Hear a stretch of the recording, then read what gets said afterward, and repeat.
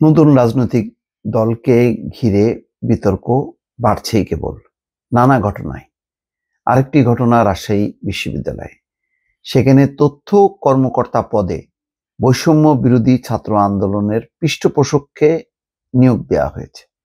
এ নিয়ে তোলপাড় সামাজিক যোগাযোগ মাধ্যমে। রাজশাহী বিশ্ববিদ্যালয়ের জনসংযোগ দপ্তরে অনুসন্ধান কাম তথ্য কর্মকর্তা পদে অ্যাডহক ভিত্তিতে নিয়োগ পেয়েছেন রাশেদুল ইসলাম।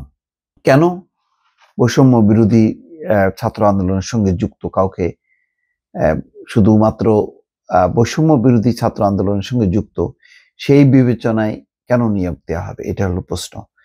রাজশাহী বিশ্ববিদ্যালয়ের জনসংযোগ দপ্তরে অনুসন্ধান কাম তথ্য কর্মকর্তা পদে অ্যাডহক ভিত্তিতে নিয়োগ পেয়েছেন বৈষম্য বিরোধী ছাত্র আন্দোলনের সমন্বয়কদের পৃষ্ঠপোষক রাশেদুল ইসলাম ওরফে রাশেদ রাজন। সোমবার দুপুরে বিশ্ববিদ্যালয়ের ভারপ্রাপ্ত রেজিস্ট্রার অধ্যাপক ইফতিখারুল আলম মাসুদ স্বাক্ষরিত এক অফিস আদেশের মাধ্যমে এই নিয়োগ দেওয়া হয়। তার নিয়োগের বিষয়টি প্রকাশ্যে আসার পর সামাজিক যোগাযোগ মাধ্যমে সমালোচনা শুরু হয়। শিক্ষার্থীরা বলছেন, রাশেদুলকে কোনো কোটায় নিয়োগ দেওয়া হয়েছে কিনা তা খতিয়ে দেখতে হবে। আদেশে উল্লেখ করা হয়, রাজশাহী বিশ্ববিদ্যালয়ের জনসংযোগ দপ্তরে টাকা 22,000 থেকে 53,060 টাকা বেতন স্কেলে, মাসিক টাকা 23,100 টাকা বেতনে অনুসন্ধান কাম তথ্য অফিসার পদে অ্যাডহক ভিত্তিতে 6 মাসের জন্য নিয়োগ করা হলো। এই নিয়োগ যোগদানের তারিখ থেকে কার্যকর হবে। নিয়োগপ্রাপ্ত রাশেদুল ইসলাম রাজশাহী বিভাগের উর্দু বিভাগ থেকে 2019 সালে স্নাতক চূড়ান্ত পরীক্ষায় 2.778 পেয়ে উত্তীর্ণ হন। একই বিভাগ থেকে তিনি 2020 সালে 3.07 পেয়ে স্নাতকোত্তর ডিগ্রি অর্জন করেন। তার বাসা রাজশাহীর চারঘাট উপজেলায়।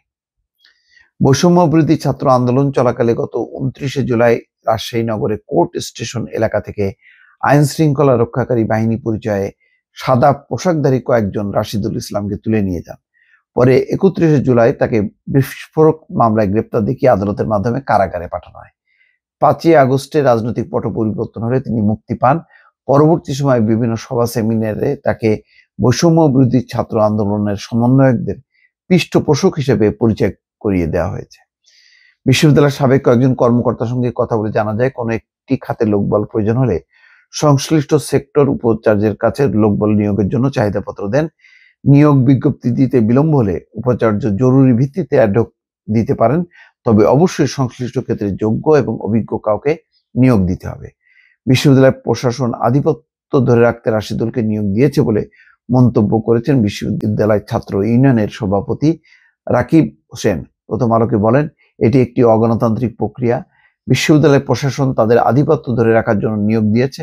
রাশেদুলকে কোনো কোটায় নিয়োগ দেওয়া হয়েছে কিনা সেই প্রশ্ন তুলেছেন তিনি। ছাত্র দলের আহ্বায়ক সুলতান আহমেদ বলেন, বিশ্ববিদ্যালয় প্রশাসন কোনো সার্কুলার দিয়েছে কিনা আমরা জানি না। সমন্বয়কদের কোনো কোটায় চাকরি দেওয়া হয়েছে কিনা সেটাও আমাদের বোধগম্য নয়। কাউকে পুরস্কৃত করছে কিনা সেটাও খতিয়ে দেখার বিষয়। চাকরির একমাত্র মানদণ্ড হোক মেধা, এটাই আমাদের প্রত্যাশা। যাক, এটা নিয়ে একটা বিতর্ক চলছে। এই বিতর্কগুলো অনাকাঙ্ক্ষিত। যদি সত্যি তাকে বিশেষ বিবেচনায় দিতে হয়, তাহলে সেটা একদম খোলাখুলি হওয়া উচিত এবং সবার সাথে সমন্বয় করে দেওয়া উচিত। নতুবা এই সমস্তগুলো আলোচনা, এই সমস্তগুলো রিপোর্ট, ঘটনা যেগুলি গণমাধ্যমে আসছে, সেগুলো নতুন দলের জন্য খুব খারাপ এবং বারবার যেটা প্রমাণ হচ্ছে যে সরকার প্রশাসনের সঙ্গে বৈষম্য বা নতুন যেই রাজনৈতিক দল তার একটা সম্পৃক্ততা আছে। সেটা সত্য নয়, এটা প্রমাণ করার দায়িত্ব সংশ্লিষ্টদের। কিন্তু ঘটনাক্রমে একটার পর একটা কিন্তু এই ধরনের কাহিনী আসছে, যেটা পিরোজপুরের ডিসি সেই বাস রিকুইজিশনের ঘটনা থেকে চলে আসছে। দর্শক ভালো থাকবেন। আল্লাহ হাফেজ।